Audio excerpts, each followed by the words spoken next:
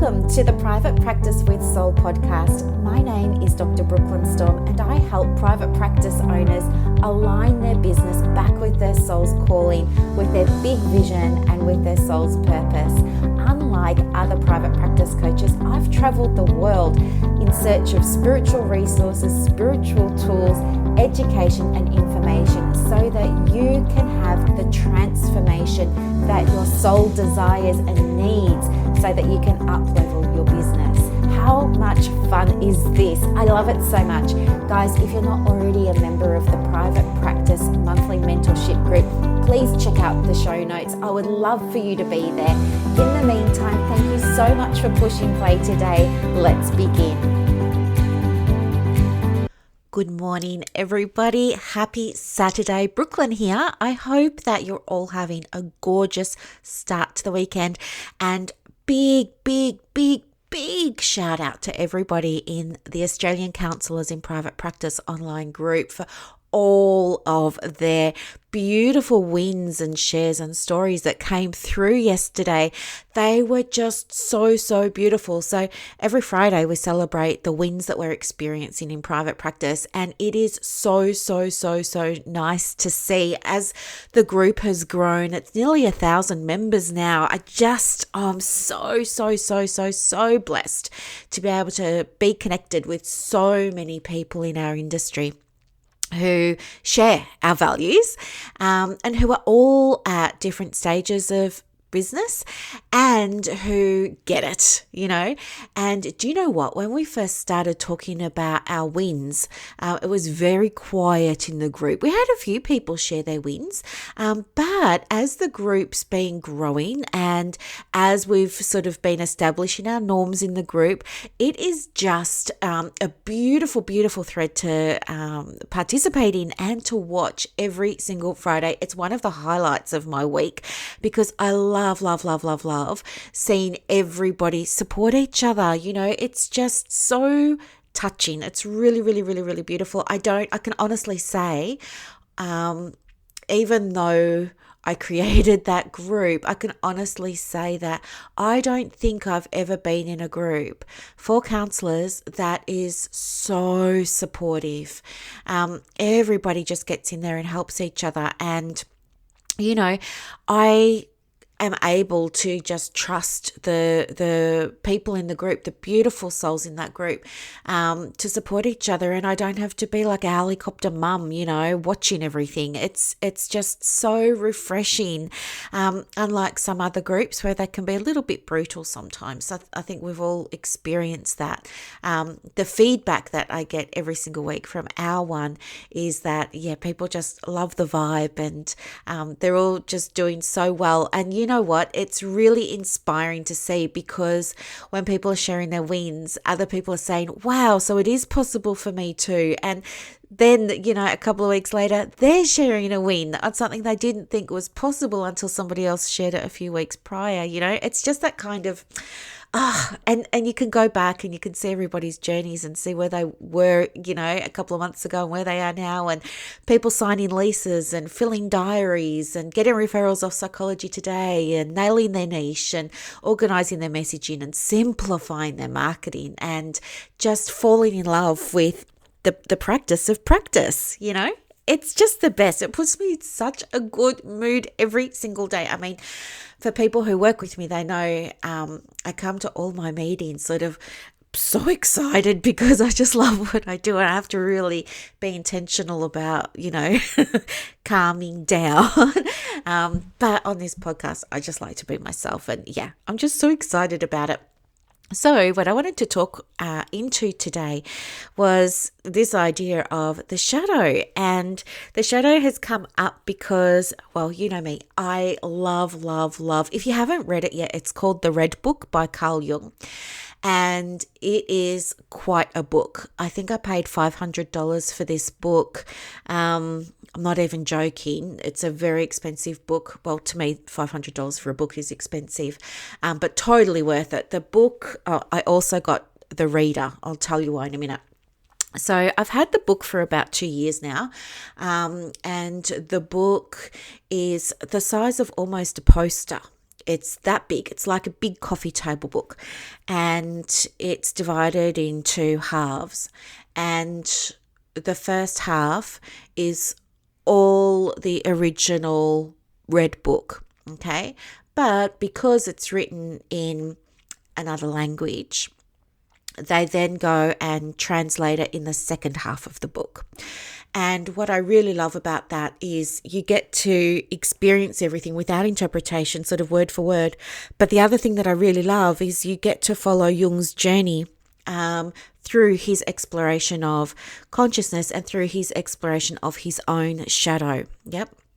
I think Freud called it the id, Jung calls it ego. There's all this, the idea of the shadow is that just like when you walk outside and, you know, the sun comes down on your face, it's so nice, it feels so good, but casts a bit of a shadow. You know, it's just that there's two sides, and we link that really easily and beautifully with quantum physics and with law of attraction about that whole polarity and duality, both of those things. We also see it in the masculine and the feminine energy work that we do, don't we? So this concept of light and dark is not a new concept, but the way that he presents this information is really, really important, and it makes such a contribution to the field. But the other reason that I love the Red Book is because Jung has drawn pictures of things that he experienced when he was doing this depth work.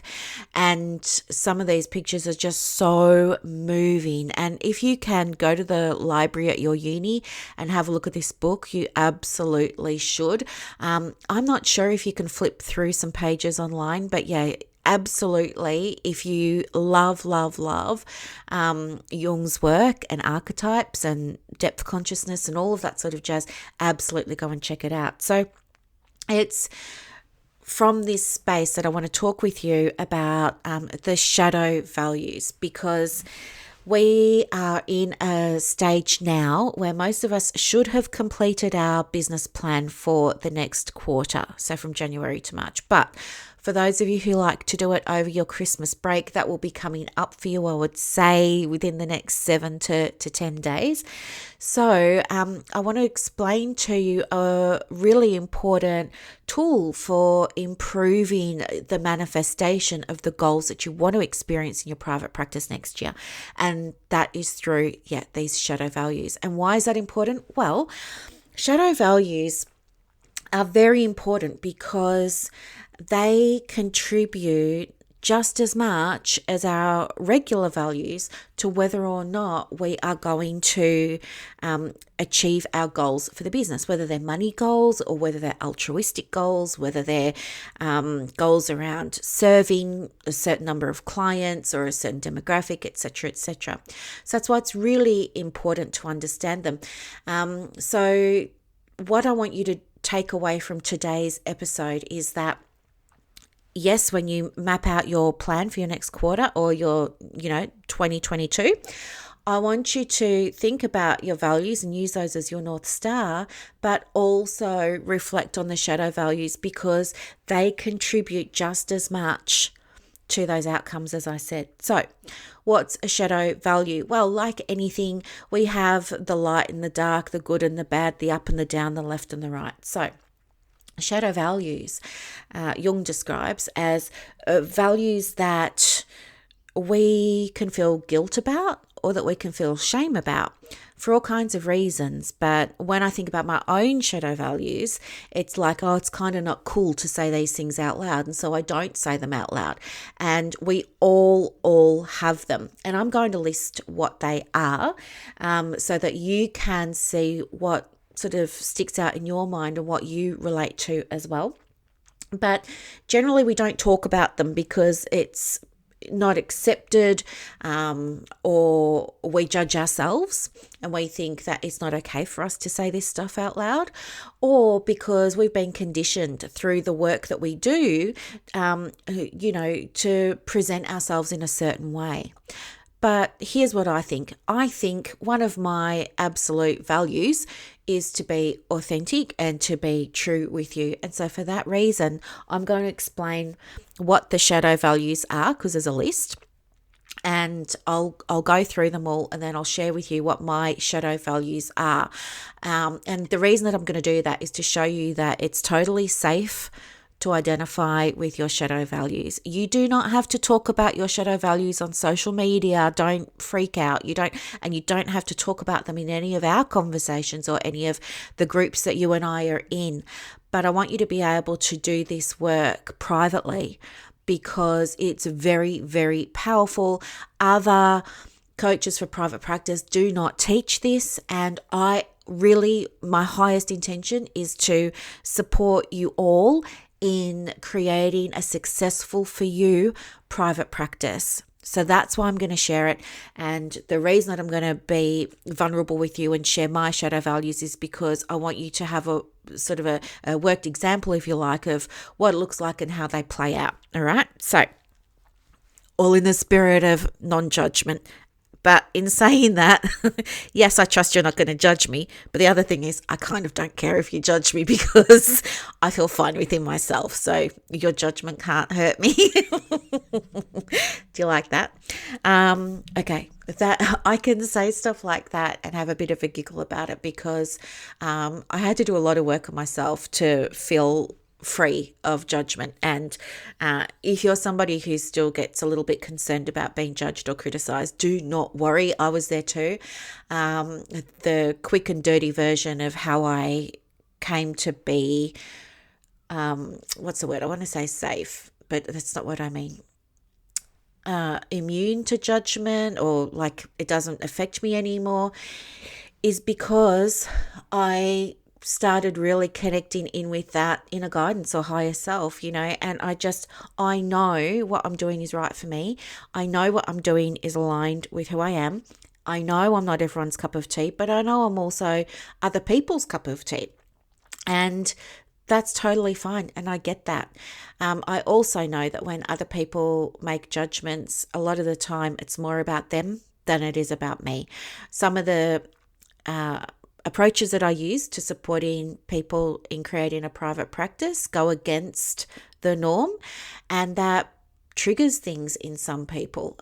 Things within them that need to be explored rise up to the surface, and that's totally fine. I was there too. But there'll be other people that I share my message with, and it really lands for them and it really resonates with them because it's different. Okay, so when you get to that space of understanding that you are doing what's right for you and you're on your path and you're okay with that, it just puts you in this space where, judgment doesn't really get to you. Okay, I'm not 100%, bulletproof, but at the same time, I'm a lot better than what I was, and it would take a heck of a lot for me to get upset by a comment or something like that. So anyway, if you want help with that, let me know. Someone who's been there and done it, I can give you some shortcuts. Okay, so these darker values or shadow values. Now, there was a list of them that was created some time ago, but thankfully, one of my coaches, Ben Harvey, he narrowed these down to 7. So here's what we're going to do. We're going to go over these 7 now. Then I'm going to teach you how you can identify the ones that might be at play for you. And then I'm going to show you how you can integrate those. Not put them aside, not hide them, not squash them down or suffocate them, but integrate them so that your goals can actually be achieved this year in a place that feels really, really, really, really good for you, because you're giving attention to your whole self. Sound good? Good. Okay, let's go. So the first one, these are not in any particular order, okay? But the first one is attention. Attention as a shadow value. So attention really means wanting to be unique. Like, we're driven by that desire to be unique. We want to be different. We want to rebel a little bit. And we're wanting to be special for some reason. Okay, so attention really speaks into, as I said there, a deep desire to be seen as unique, different, or special. Okay. The second one is belonging.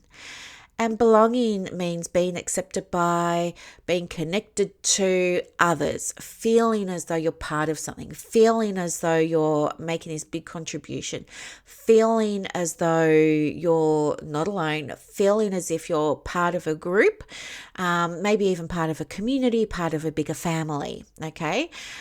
Maybe, what else can I say about belonging? No, I'm going to leave that there for now. The next one that I have is superiority. So superiority can mean there's a desire for you to be right. There's a desire within you to be better than yourself, and or even some others. It's this sense of wanting to be the best, wanting to be first, wanting to be the most, wanting to be the go-to person, wanting to be seen as an authority. Yep. Another one we have is validation. And, validation really refers to a sense of being seen as good enough, worthy enough, important enough, all of those enoughs as a driving force, right? Another one is control. So control is about being able to have some kind of influence over your circumstances. Having some kind of influence over yourself, over others, over, it's like this sense of sovereignty, okay, even over your practice. So there's some of the ones. And what else have I got here? Attention, authority, belonging, control, attention. Authority and superiority I've got. Authority is giving the orders. You're liking to be the one that's in charge. Yep. Liking to be the one that's in charge and people follow. That's very important. And, just on superiority as a different one, it's about, of course, being better than yourself and being better than others, but it's also teaching, it's being a leader, it's doing lifelong learning, all those kinds of things. Okay. So thinking about all of those, I want you to really tune into the idea that it's not the shadow value itself that's going to make any big difference in how you progress or create success in your private practice, but it is how you use them. Okay. And as I said, there's nothing wrong with your shadow values. But what's going to happen is they're going to be at play. So, for example, if you really value control, in a way, that kind of means that you really value freedom, right? So if you value control and you value freedom, how well are you going to go working for someone? It's going to be tough for you to work for someone. If you really value belonging, if that's a shadow value for you, this value of belonging and being accepted, how's that going to sit with your value of standing out and being different and doing something different in your private practice, like a different way of being in your private practice or something like that? So what we want to do is, and two, people might say, I want to fill my diary. I want to fill my diary. I want to fill my diary. And so they'll do all of this work to try and fill their diary and it won't fill. And sometimes that's because filling the diary would go against the shadow value of having more freedom. Because they're saying to themselves, well, yeah, I want to fill my diary because everyone else is filling their diaries and that will make me a good practice owner if I fill my diary. But at the same time, there's this underlying flip side, if you like, that says, I'm not sure if I really want to fill my diary because then who's going to do school drop off and school pick up, and I'm already tired just working mornings, and I kind of started private practice to work less, not more, and that's going to mean more admin, and I don't like admin, and that's going to mean more marketing, and who wants to market? And so what happens is you've got this these two competing values. So what we want to try and do is look at how do we get these shadow values working for you in your private practice, because they're totally fine. They're nothing at all to be worried about, to be ashamed of, embarrassed of, nothing at all like that. But they're bringing a lot of energy and influence into how you experience success. So we want to look at, what can I do to fulfill my shadow value? Okay. And we do that by asking the question, how can my goal for private practice give me more of my shadow value? All right. So just like we have, I was going to say normal, but just like we have those regular values that we're happy to put on our website about, I love helping people, right? Let's look at your shadow value there of perhaps money, being wealthy, or money giving you choice, or money giving you the ability to invest in your PD or your supervision or whatever it is that you want to do, more courses or something like that, or hiring someone to do your marketing for you. Then we would ask the question, you can write this down in your journal, but we would ask the question, how can making more money, so that will be the goal, give me more, freedom, or give me more choice? Okay, so if money is that shadow value, we're going to say, how can doing that give me more of this?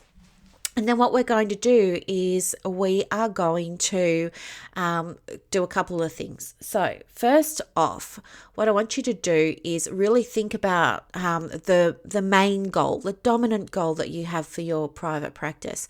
Now, I'm not a big fan of SMART goals, but if they work for you, write that out. If you had one big goal for 2022, or maybe you've got one big goal for the first quarter of 2022, I want you to write that out. And then what I want you to do is identify your shadow values. So we've got the shadow values there of attention, which is being unique or special or different or being appreciated. We've got belonging. So that's where you feel like you're part of something bigger than you, part of a movement, part of a community, part of a group. We've got control, which is having that capacity to be able to influence what's going on around you in your private practice, being able to influence others, not in a bad way, of course, but being able to influence others, maybe through your marketing or through the way you work with clients. We've got superiority, which is being the leader, being the best, loving to learn, do more courses, get the PhD, whatever it is. We've got validation, which is where you feel within yourself that, what you're doing is important, or who you are as a private practice owner or as a therapist is very important, and that you are worthy and that you are good enough, and that you're getting this feedback externally. There's also money, so being wealthy and having freedom of choice. So I would certainly encourage you to write down how can achieving this goal give me more of my shadow value? Okay. And then once you've identified your shadow values. So for me, my shadow values are attention. Okay. Attention is being really unique, having a unique message, having a unique voice, having a unique presence, having unique energy, standing out from the crowd, right?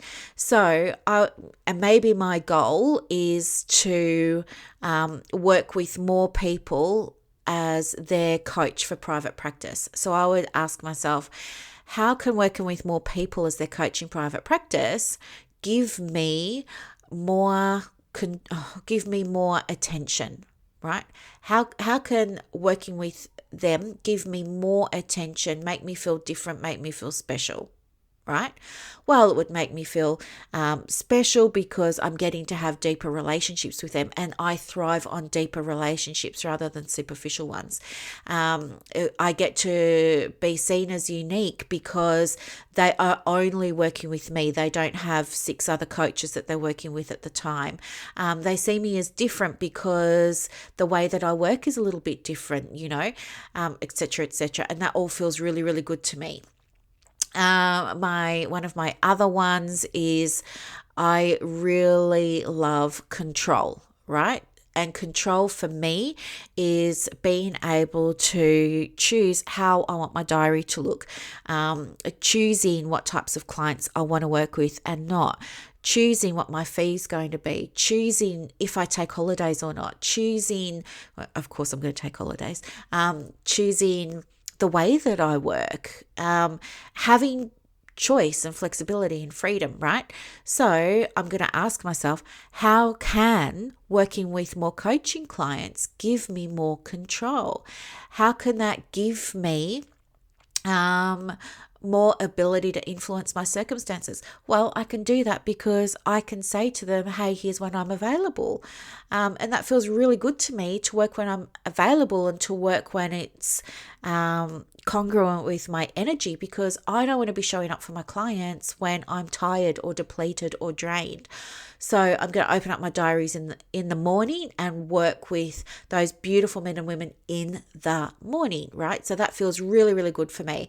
It gives me control over the fees that I'm going to set, and that helps me influence myself and others, because with that money, I can then go and up level my skills and my clients will benefit, right? All boats rise when the tide comes in. And then my third one, what's my third one? I'm just having a look here. Sorry, just bear with me for 1 second. I really love belonging. I'm driven by that need to feel like I'm part of something bigger.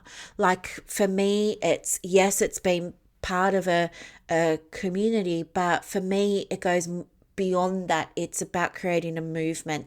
And I feel like I've been living that and embodying that over the past few years as one of the only psychologists that left psychology to move into counselling, but then took it further and did it because she wanted to work in a way that was aligned with her values. And for me, those values were around connecting inner work, mindset, spirituality, etc., with the evidence-based stuff, where the evidence-based stuff is relevant and has a role and is going to support that person. But for me, it was all about, I love working with pictures, working with cards, working with intuition, working with spirituality, working with energetics. I love all of that. I couldn't do that in psychology, right? It's like a big no-no.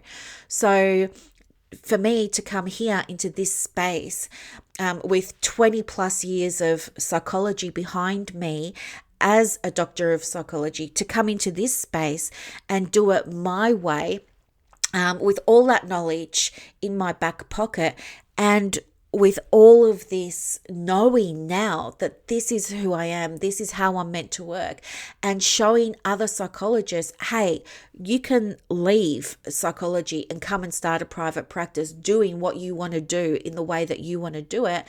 That's exactly where I need to be. And so that's what belonging means for me. It's not only like there wasn't a place for me to belong when I made that change, but now what we're seeing is more and more counsellors and more psychologists putting their big toe in the water and stepping more into that space of integrating and marrying energy and spirituality with powerful business practices in order to create, whatever it is for their client or whatever it is for themselves and their families, or in my case, to create that beautiful soul-led private practice.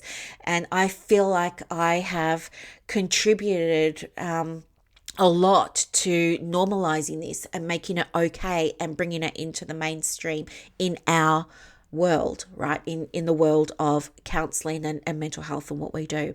So for me, that's what belonging is all about. So when I ask myself about my goal and I say, how can working with more coaching clients give me more belonging, make me feel like I'm even more connected, well, it allows me to have more of an impact. And I believe that when I teach people the skills and the tools and the strategies that they can use that allow them to take their foot off the accelerator and just be and still receive and do all of those beautiful things, that then that's going to have a ripple effect, because it's going to influence and change the way that they run their private practice, which is going to change the way that they show up, which is going to change the way that they market, which is going to change the message, which is going to change how they connect with their communities, right? And their demographics and their clients and their families. And so it fulfills that shadow value of me.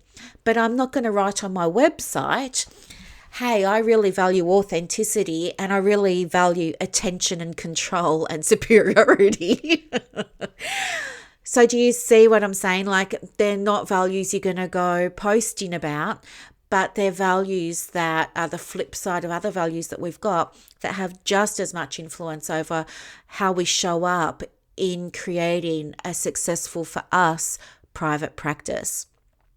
So you write out that question, how can insert goal give me more of this shadow value? And then what you're going to do is I just want you to sit and write out a list of 100 reasons why, embodying that shadow value will give you even, I'm going to start again. I want you to write out a list of 100 reasons why that goal will give you even more of that shadow value. Okay. So 100 reasons in my case of why working with more men and women in a coaching capacity to, create a successful private practice will give me even more of my shadow value of belonging. I'm going to write out 100 reasons. Okay. And then what I want you to do is, because of an evening and a morning, we are most susceptible, our subconscious mind is most susceptible to taking on new information because our defenses are down, right? Our conscious mind is starting to wind down. That is the time that you want to do a visualization. And what I want you to do is just bring to mind that list of 100 ways that this goal that you have for your private practice, the okay, acceptable goal, is going to fulfill that, shadow value for you. I want you to picture it in your mind and picture it in a way that feels good for you. Now, if you're not someone who has trouble picturing things, you can just imagine. Right? Imagine what it's going to feel like. Imagine what it's going to sound like, smell like, what you'll be saying, thinking, doing, all of those sorts of things. Okay, so just bring to mind this visualization of the goal coming to life in part because of this shadow value. Okay, and the more detail you can include in that visualization, the more powerful it's going to be. And I want you to do that every day for 30 days and just see what happens. Okay, and really allow yourself to tune into the feeling of having achieved that goal, right? Using the shadow value. Allow yourself to go there because it feels good. We just don't talk about it, but it feels good, right? It feels good for me to belong. It feels good for me to have attention, because attention here is being appreciated or being seen as different or being seen as unique. And the validation feels good, to feel within myself and to have internal experiences and external experiences of, what contribution and feeling like you're making a difference. That means so much to me. And so I want to tune into, well, how does that feel? Well, that makes me feel, proud. It makes me feel fulfilled. It makes me feel like, yes, I'm doing it. It makes me feel successful. It makes me feel lit up, energized, connected, loved, loving, grateful, all of those sorts of things, right? So that's what you want to do. And I want you to do that just for a minute or two when you put your head on the pillow at night before you go to sleep and when you go to wake up in the morning. Yep. before you get out of bed. Just allow yourself to tune in. And guess what? The more that you can allow yourself to connect with that version of you who's creating success in his or her private practice as a result of, embracing not only the bright, shiny values, but also these other ones that drive us that we don't talk about. And hey, let's face it, money's a big one, right? None of us got into private practice to be broke. A lot of us, money means something different to all of us. But to me, I'm not interested in being a millionaire. What's important to me, the function of money for me, is choices. I want to have choices, and money allows me to have choices. I want the choice of my next coach, not based on whether or not I can afford it. I just want to be able to choose what coach. I want money so that I can do another course, so I can do more training, because I know when I do that, everyone benefits. I want more money so that I can hire another assistant to take off more things off my plate, so that I can work with another client or two. Money for me gives me choices, and it's not something I'm going to talk about because I feel like if I talk about money, then that's going to have a bad connotation. People say, oh, she's only in it for the money. And it's not about that. For me, money's choice, and choice absolutely drives me. I sabotage myself when I have a goal in mind, but my shadow side is thinking, is this going to help me have choices, or is this going to restrict me? And even though I might really want to achieve that goal, and I've put it in my business plan and I've broken it all down into steps, and, I'm kind of doing it, my heart isn't in it if I believe it's going to take away from my choices. Yep. That's why it's important to do the shadow work. And if you've done so much work on your values already, but you haven't yet looked at the other side. Remember, we've spoken about polarity before. We've spoken about duality before, as within, so without, as above, so below, all of that sort of stuff, right? There's Abraham Hicks says there's two ends of every stick, right?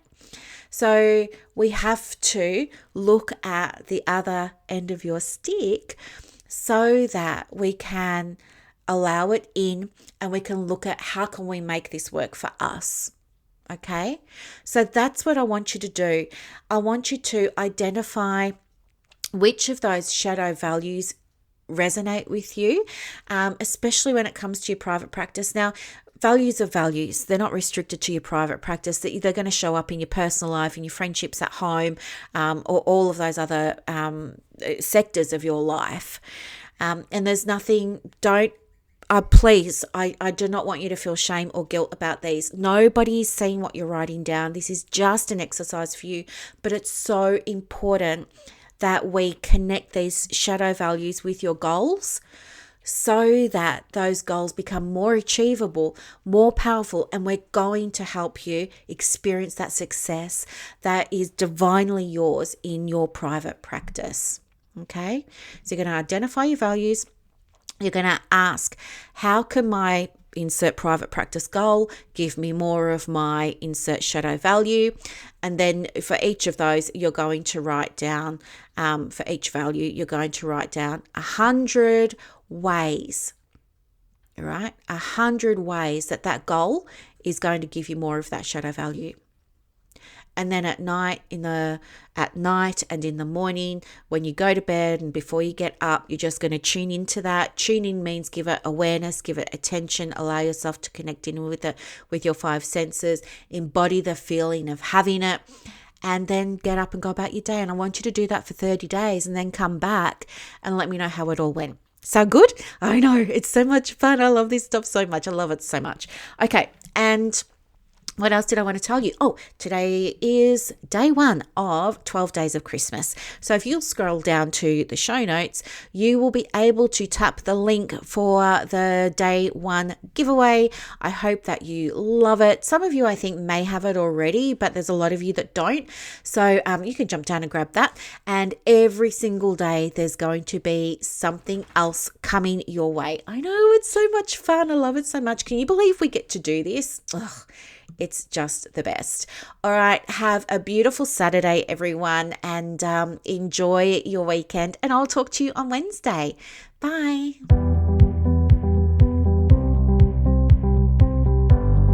Thank you so much for listening to this episode of the Private Practice with Soul podcast today. If you're looking for clarity, if you need help with branding, your processes, and bringing everything into alignment with your soul's purpose for your private practice, head to the show notes and click the link for more information about the Private Practice Monthly Mentorship Group.